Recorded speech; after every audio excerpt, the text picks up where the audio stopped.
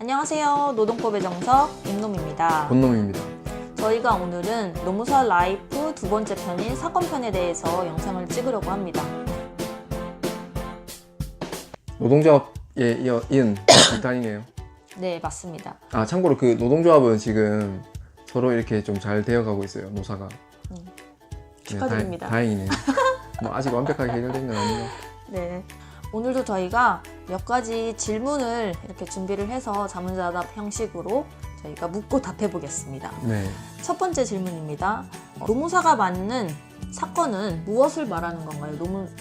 사건의 종류가 뭐가 있나요? 보통 이제 흔히들 노무사가 맡는 사건이라고 하면은 이제 뭐 노동청의 임금체불, 퇴직금체불 사건 이런 것들을 말할 수가 있고, 또 노동위원회라는 기관을 통해서 부당해고 구제 신청 이런 것들을 주로 많이 알고 계시는 거잖아요. 네. 이런 거 말고 또 다른 부분에 대해서도 노무사가 대리를 할 수 있는 어떤 사건의 종류가 따로 있을까요?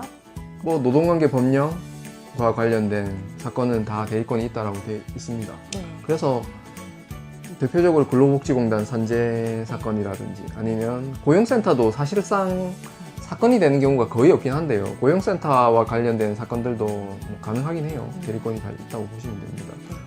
그리고 또 이런 많이 들어보신 노동부 산하기관이라고 하시죠. 이런 기관들 말고도 노동관계 법령과 관련된 사건이라고 하면 대리권이 인정됩니다. 뭐 여러분들 이제 그 수험생분들 공부하실 때 행정쟁송법 공부하시잖아요. 거기서 행정심판법 다 공부하시는데 노동관계 법령과 관련된 행정심판 사건은 저희가 대리권이 있어요. 소송은 아시겠지만 대리권이 없습니다, 저희가. 그래서 그 행정심판 사건 중에서 좀 특이한 사건을 해볼 뻔했어요. 제가 노동조합과 관련해서. 근데 안 맡기셔가지고 제가 세게 돈을 좀 많이 불렀는지 모르겠는데 안 맡기시더라고요. 그래서 못 해봤는데 그런 것도 있고, 또 뭐 대표적으로 그 직장 내 성희롱과 관련된 국가인권위원회 사건이 있습니다. 그건 해보셨죠? 네, 그건 직접 제가 대리를 한번 해봤어요. 그래서 그런 노동관계 법령과 관련된 사건들은 꼭 노동부 산하기관이 아니더라도 대리권이 인정됩니다. 소송만 아니더라도 행정심판까지는. 사실은 저도 이제 계속 이 사건에 대한 대리 업무를 하면서 느끼는 건데 아직까지 개척이 안 된 분야가 분명히 있어요. 네.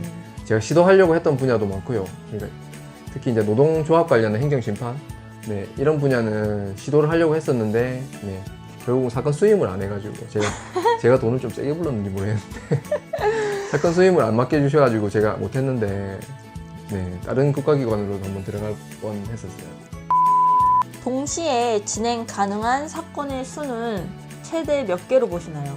이건 뭐 진짜 케바케죠? 케바케인데 제가 제 기준으로는 일단 실제 경험상 저희가 사건을 동시 진행한 게 10개까지 해봤어요. 진짜 10개 동시에 노동청 노동위원회 사건 네. 다 합쳐가지고 10개. 근데 근데 그때 힘들어 죽겠더라고요. 10개는 일단 가능하다. 저희 기준으로는 한번 해봤고요. 10개는. 근데 이제 또 이게 사건만 하는 경우랑 자문을 하고 있는 상태에서 사건 하는 경우랑 조금 또 다를 것 같아요. 맞아요. 사건만 하느냐 아니면 뭐 기업 자문이나 노동조합 자문을 하면서 사건을 같이 동시에 하느냐 이거하고 또 다를 것 같고. 자문을 하면은 더 이제 힘드니까. 제가 생각하기에는 아무리 초인이라도 맥시멈이 15개. 15개는 진짜 힘들 것 같아요. 15개도 진짜 빡셀 것 같아요. 10개 정도가 맥시멈이라고 보면 될 것 같아요. 저희가 맥시멈을 하시면 10개를 딱 해봤는데 이 이상은 못하겠다는 생각이 딱 들더라고요. 더 이상은 이제 못하겠다. 세 번째 질문입니다. 사건의 수입 구조는 이제 사건을 진행을 해서 노무사가 일을 해서 돈을 어떻게 버나요? 이 부분도 사실 많이 궁금하죠. 크게 두 가지죠. 뭐 저희가 이제 처음에 계약금 형식으로 받는다고 보는 착수금, 착수금이 있고요. 그리고 사건의 결과에 따라서 받는 성공보수라는 이렇게 두 가지로 나뉘어져 있다고 보시면 됩니다. 제가 듣기로는 지금은 조금 안 그런 것 같긴 한데 예전에는 착수금을 안 받고 성공보수만 퍼센테이지를 조금 높여서 아니면은 일정 금액으로 조금 높여서 받으시고 착수금을 조금 안 받으시는 분들도 계시다고 들었어요. 지금도 있는지는 몰라요. 그러니까 있을 수도 있죠. 제가 다 모르니까. 있기야 있겠죠. 있기는 있겠죠. 근데 그에 따르는 부작용이 있다라고 이렇게 선배들한테도 얘기를 많이 듣거든요. 맞아요. 그게 어떤 부작용들을 말하는 건가요? 일단은 돈을 처음에 이제 안 들이니까 사건을 하다가 애착이 없어지죠. 네, 지치기도 하고. 그러면 이걸 내가 왜 했나 싶어서 도망가는 경우도 있고, 그냥 말도 없이 도망가요. 아니면 의뢰인이. 네, 의뢰인이 돈을 안 들였으니까 미련이 없는 거죠. 거기에다가 저 이제 대리인을 빼고 대리인이 노무사를 빼고 이제 본인들끼리 나도 모르게 사건을 종결시켜버리는 합의를 해가지고. 그럼 일 이제 막 진행하고 다 하고 네, 있다가 다 하고 있는데 갑자기 뭐 사건이 끝났다라고 통보가 오기도 하고.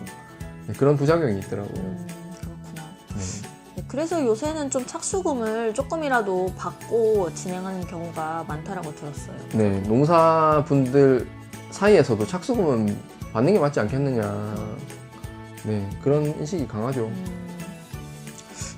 그러면 착수금의 금액은 이제 보통 어떻게 되나요? 사실 제일 궁금한 게 금액이잖아요. 네.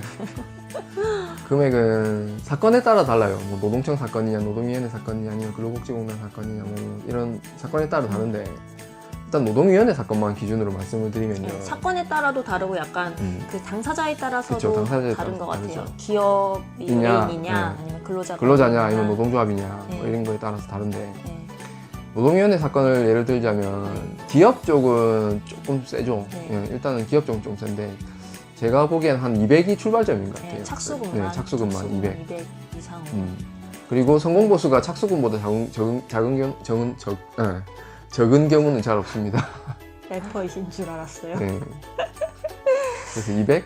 그 밑에 받으시는 분도 있는 걸로 알고 있어요. 근데 이제 거의 200m로는 잘 안 받으시더라고요. 최대 많은 금액을 받으시는 분은 얼마까지 보셨나요? 제가 직접 본 건 500. 500만 원 착수금. 네, 착수금 한 사건에. 대단하시군요. 네, 대단하신. 저는 안 받아봤어요. 저는 500은 안 받아봤는데 네. 병합 사건도 아니고 단일 사건인데. 그렇군요. 그러면은 근로자 같은 경우에는 착수금을 노동위원회 사건 기준으로 보통 이제 어떻게 얼마 정도 되나요? 이제 뭐 물론 사건의 난이도나 아니면 얼마나 복잡한지 이런 거에 따라 다르긴 하지만 그 범위가 어느 정도가 되죠? 제일 많이 받는 착수금이 한 100? 네. 100 정도가 이제 많은 것 같고요. 그다음에 50도 있고 200도 있습니다. 200에서 한 50만 원 사이 뭐 네, 이렇게 받을 100이 제일 많은 것 같아요. 제가 보기에는. 네, 그다음에 네 번째 질문입니다.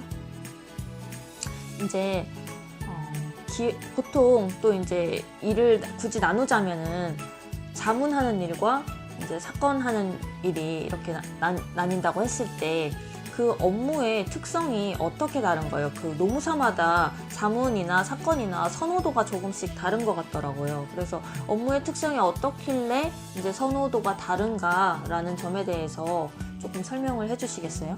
이것도 이제 상대방이 있는 사건을 기준으로 할게요. 뭐 네. 근로복지공단 선제신청 국가기관을 상대로 하니까 그런 걸 알고. 노동위원회 네, 사건을 노동위원회나 기준으로? 뭐 노동청, 이런 네. 임금체불 사건 이런 걸 기준으로 말씀드리면 일단은 자문 이런 사건들, 네, 사건과 자문은 저는 긴장감, 그다음에 부담감, 그다음에 그 긴박함, 이 정도 차이, 네, 좀 크다고 봐요. 크다는 게 왜냐하면 일단 사건은 좀 이렇게 그 기한도 다 정해져 있고요. 기한도 정해져 있고 또 승패가 명확히 있으니까 승패라는 게 명확히 있다 보니까 일단 사람이 긴장될 수밖에 없고요. 그리고 상대방도 자문은 그냥 일반 뭐 인사팀장이라든지 기업 같은 경우는 아니면 노동조합은 그냥 뭐 간부들, 노동조합 간부들 이렇지만 사건 같은 경우는 상대방이 같은 전문가들끼리 그러니까 노무사나 변호사들끼리 이렇게 붙는 거라서 그 긴장감도 확실히 있죠. 제가 듣기로는 네. 이제 사건에 대해서 부담감을 많이 느끼는 노무사님들은 신문회의 전날에 잠을 못 주무신다고 네. 긴장감이 너무 심해서 들었거든요. 네. 저는 잘 자서 공감이 안 되시나요? 사실은 공감은 안 가요. 저는. 그래서 그 호불호가 많이 갈려요. 그래서 그러니까 그 노무사님들 스타일에 따라서 호불호가 확실히 갈리더라고요. 그런 긴장감이라든지 부담감을 싫어하시는 분들은 그냥 자문을 좋아하시고요. 네, 상시 자문을 좋아하시고 아니면 역동적인. 역동적이고 막 이렇게 좀 전투적인 이런 분들은 사건을 좋아해요. 그리고 사건이 장점이 그 건당 액수가 크잖아요. 네, 그러니까 네, 그렇게 좋아하시는 분도 있고 그거는 정말 이제 성향에 따라 다른 것 같아요. 사건편은 이걸로 마무리를 하는 걸로 하죠. 네, 안녕히 계세요. 안녕히 계세요.